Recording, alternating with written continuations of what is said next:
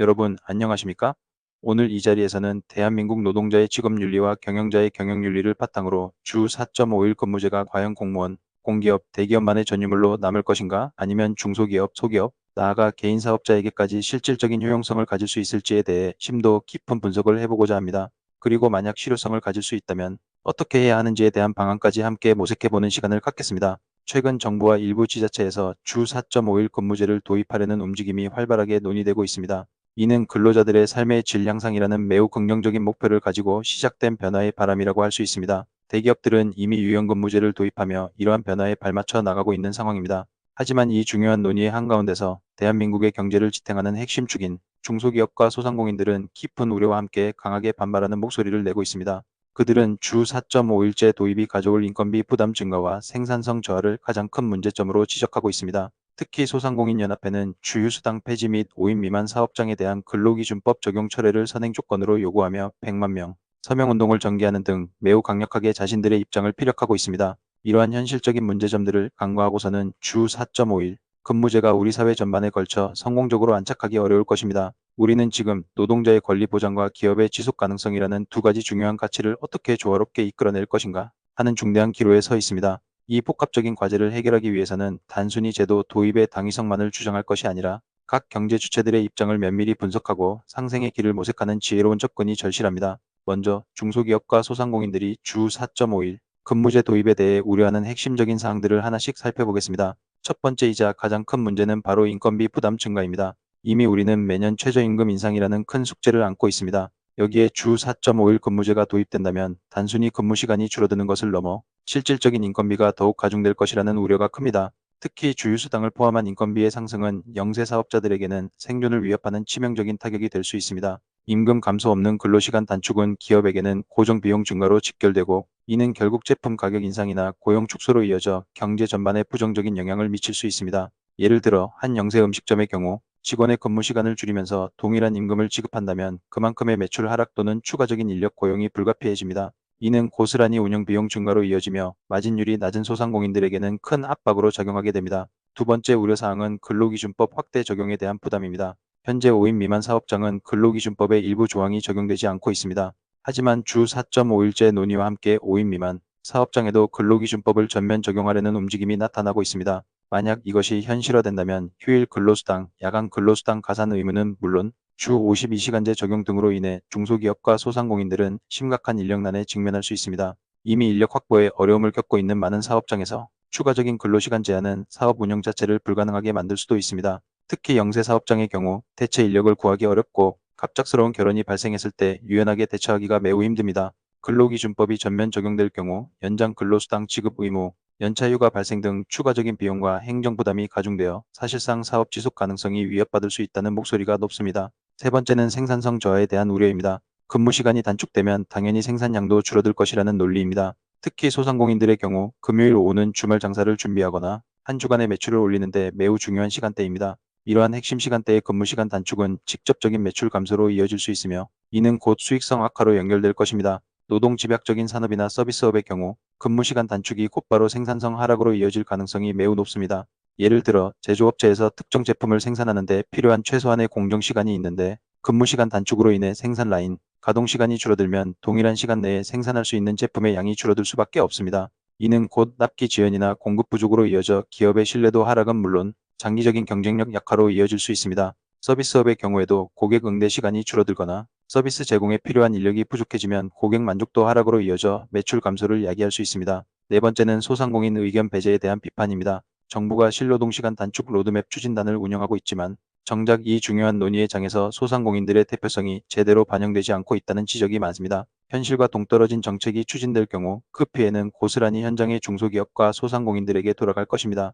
정책 입안 과정에서 현장의 목소리를 경청하고 충분히 반영하는 것이야말로 정책의 실효성과 성공을 위한 필수적인 전제 조건입니다. 소상공인들은 그들의 사업 형태와 규모가 대기업과는 확연히 다르며 이들이 처한 현실적 어려움을 이해하지 못하는 정책은 아무리 좋은 의도에서 시작되었더라도 결국 실패할 수밖에 없다고 주장합니다. 이러한 목소리를 외면하고서는 어떠한 정책도 성공적으로 안착하기 어렵습니다. 이러한 우려사항들을 종합해 볼 때 주 4.5일 근무제가 중소기업과 소상공인에게 실효성을 갖기 위해서는 단순히 제도 도입을 넘어선 심도 있는 고민과 대안 마련이 필수적이라는 것을 알 수 있습니다. 그렇다면 이러한 어려움 속에서도 주 4.5일 근무제가 중소기업 및 소상공인에게 실효성을 가질 수 있는 방안은 무엇일까요? 그리고 어떻게 해야 할까요?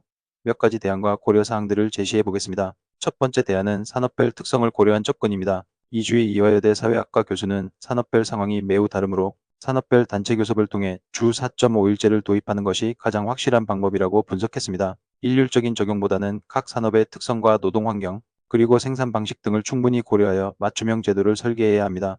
예를 들어 특정 제조업은 주 4.5일제 도입이 생산성 하락으로 이어질 수 있지만 정보기술 IT 분야나 일부 서비스업에서는 유연한 근무 형태가 오히려 직원들의 만족도와 업무 효율성을 높일 수 있습니다. 각 산업별 협회나 단체가 중심이 되어 논의의 장을 마련하고 해당 산업의 실정에 맞는 최적의 모델을 찾아야 할 것입니다. 이는 즉 하나의 잣대로 모두를 재단하는 방식이 아니라 각 산업의 고유한 생태계를 존중하고 그에 맞는 유연한 프레임워크를 구축하는 것을 의미합니다. 특정 산업군에서는 탄력적 근로시간제를 더욱 적극적으로 활용하여 주 4.5일 근무의 효과를 얻으면서도 생산성 저하를 최소화하는 방안을 모색할 수 있습니다.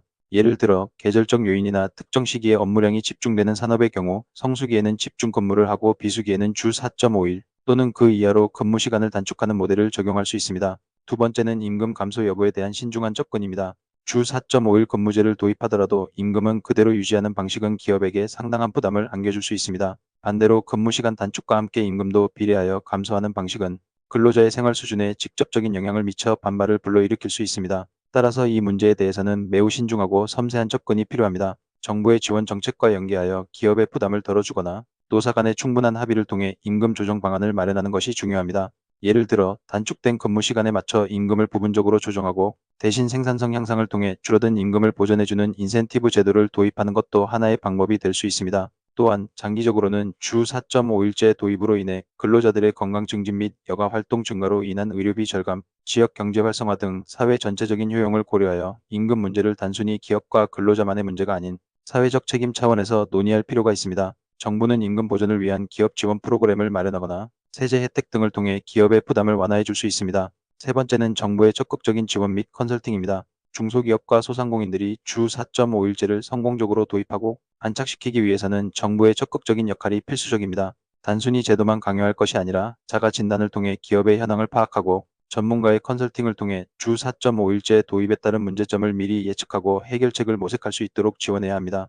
예를 들어 자동화 프로그램 도입을 통한 업무 효율성 증대, 스마트 공장 구축 지원, 그리고 비대면 업무 환경 구축을 위한 인프라 지원 등 실질적인 도움을 제공해야 합니다. 또한 주 4.5일 근무제 도입에 성공한 중소기업의 사례를 발굴하고 전파하여 다른 기업들에게도 긍정적인 벤치마킹 기회를 제공해야 합니다. 정부는 중소기업 특화 컨설팅 프로그램을 운영하여 각 기업의 특성에 맞는 맞춤형 주 4.5일제 도입 로드맵을 제시하고 이에 필요한 기술적, 재정적 지원을 아끼지 않아야 합니다. 특히 업무 프로세스 개선을 위한 디지털 전환 지원, 클라우드 기반 협업 도구 도입 지원, 그리고 생산성 향상을 위한 인공지능 AI 기반 솔루션 도입 지원 등은 중소기업의 체질 개선에 큰 도움이 될 것입니다. 이러한 지원은 단순히 주 4.5일제 도입을 넘어서 중소기업의 전반적인 경쟁력을 강화하는 계기가 될 수 있습니다. 네 번째는 주휴수당 폐지에 대한 논의입니다. 일부 소상공인들은 주 4.5일제 도입을 위해서는 주휴수당 폐지가 선행되어야 한다고 강력하게 주장하고 있습니다. 현재 주휴수당은 주 15시간 이상 근무하는 근로자에게 유급 주휴일을 부여하는 제도로 중소기업과 소상공인들에게는 상당한 인건비 부담으로 작용하고 있습니다. 주 4.5일제 도입으로 근무 시간이 단축되는 상황에서 주휴수당까지 그대로 유지된다면 기업의 부담은 더욱 커질 수밖에 없습니다. 따라서 주휴수당 제도에 대한 전반적인 재검토와 함께 주 4.5일제 도입과의 연계 방안을 심도 깊게 논의해야 할 필요가 있습니다. 물론 주휴수당은 근로자의 생활 안정을 위한 중요한 제도이므로 폐지 여부를 논의할 때는 근로자들의 생활에 미칠 영향까지 종합적으로 고려해야 합니다. 단순히 폐지하는 것을 넘어 주휴수당을 대체할 수 있는 다른 형태의 근로자, 복지 혜택이나 고용 안정망 구축 방안을 함께 논의하는 것이 중요합니다.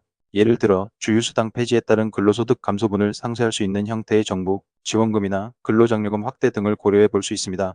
이 문제는 단편적인 접근이 아닌 복합적인 사회 안전망 강화 차원에서 접근해야 합니다. 다섯 번째 고려사항은 유연근무제의 확대 및 다양한 모델 도입입니다. 주 4.5일제는 단순히 특정 요일 오후를 쉬는 것만을 의미하지 않습니다. 핵심은 근로시간 단축과 유연성에 있습니다. 따라서 중소기업과 소상공인들은 자신들의 사업, 특성에 맞는 다양한 유연근무 모델을 적극적으로 검토할 필요가 있습니다. 예를 들어 선택적 근로시간제, 시차 출퇴근제, 재량, 근로시간제, 원격 근무 등 다양한 형태로 근로시간을 유연하게 운영하여 주 4.5일제의 취지를 살리면서도 업무 공백을 최소화할 수 있습니다. 특히 재택근무나 원격근무는 출퇴근 시간을 절약하고 업무에 대한 집중도를 높여 생산성 향상에 기여할 수 있습니다. 정부는 이러한 다양한 유연근무 모델의 도입을 장려하고 필요한 경우 인프라 구축 및 교육 훈련을 지원하여 기업들이 변화에 적응할 수 있도록 도와야 합니다. 여섯 번째는 노사 간의 적극적인 소통과 협력입니다. 주 4.5일 근무제가 성공적으로 정착하기 위해서는 무엇보다도 기업 내부의 노사 간 신뢰와 협력이 필수적입니다. 경영자는 근로자의 삶의 질 향상에 대한 의지를 보여주고 근로자는 단축된 시간 안에 최대한의 성과를 내기 위해 노력하겠다는 약속을 해야 합니다. 이를 바탕으로 근로시간 단축으로 인한 업무 프로세스 변경, 역할 재조정, 그리고 성과 측정 방식의 변화 등에 대해 충분히 논의하고 합의를 이루어야 합니다. 정기적인 노사협의회를 통해 주 4.5일제 도입 및 운영 과정에서 발생하는 문제점들을 공유하고 함께 해결책을 찾아나가는 것이 중요합니다. 투명한 정보 공유와 상호 존중을 바탕으로 한 소통은 제도의 연착륙에 결정적인 역할을 할 것입니다. 주 4.5일 근무제가 공무원, 공기업, 대기업만의 특권이 아닌 중소기업, 소기업, 개인사업자에게도 실질적인 효용성을 가지기 위해서는 무엇보다도 우리 사회 전체의 직업윤리와 경영윤리가 성숙하게 뒷받침되어야 합니다. 노동자들은 단축된 근무 시간 속에서도 생산성 저하 없이 맡은 바 업무에 최선을 다하려는 직업윤리를 가져야 할 것입니다. 주어진 시간 안에 더 높은 효율을 내기 위한 자기 개발과 업무 혁신 노력도 수반되어야 합니다. 단순히 일하는 시간만 줄이자는 인식이 아니라 짧은 시간 안에 더 많은 가치를 창출하자는 적극적인 직업의식이 필요합니다. 예를 들어 업무 시간 외에 개인 역량을 강화하기 위한 학습이나 새로운 기술 습득에 시간을 투자하고 이를 실제 업무에 적용하여 생산성을 높이는 노력이 필요합니다. 또한 팀워크를 중요시하고 동료들과의 협업을 통해 업무 효율을 극대화하는 자세도 중요합니다. 경영자들 역시 단기적인 이윤 추구보다는 장기적인 관점에서 근로자들의 삶의 질 향상이 기업의 지속 가능한 성장의 중요한 요소임을 인식하는 경영윤리가 필요합니다. 근로자들의 워라밸 일과 삶의 균형이 향상되면 이는 곧 직원들의 만족도 증가, 이직률 감소, 업무 몰입도 향상으로 이어져 궁극적으로 기업의 생산성 향상에 기여할 수 있다는 믿음을 가져야 합니다. 단순히 비용으로만 여길 것이 아니라 미래를 위한 투자라는 관점에서 접근해야 합니다. 직원들이 행복해야 회사가 성장할 수 있다는 인식을 바탕으로 주 4.5일제가 단순한 복리후생 제도가 아니라 기업의 인재 유치 및 유지 전략의 핵심 요소임을 깨달아야 합니다. 이는 곧 기업 문화의 혁신으로 이어져 더욱 건강하고 생산적인 조직을 만들 수 있습니다. 이러한 노동자와 경영자의 성숙한 윤리의식이 바탕이 될 때 주 4.5일 근무제는 단순한 근무시간 단축을 넘어 우리 사회 전체의 생산성을 높이고 삶의 질을 향상시키는 긍정적인 제도로 자리매김할 수 있을 것입니다. 우리는 지금 이 중요한 변화의 문턱에 서 있습니다. 이 변화를 성공적으로 이끌기 위해서는 정부, 기업, 근로자 모두의 적극적인 참여와 이해, 그리고 상생을 위한 노력이 절실합니다. 결론적으로 주 4.5일 근무제는 분명 근로자의 삶의 질을 향상시키고 나아가 창의성과 생산성 증진에도 기여할 수 있는 매우 이상적인 제도입니다. 하지만 이 제도가 대기업을 넘어 중소기업과 소상공인에게까지 실질적인 효용성을 가지려면 앞서 언급한 현실적인 어려움들을 간과해서는 안 됩니다.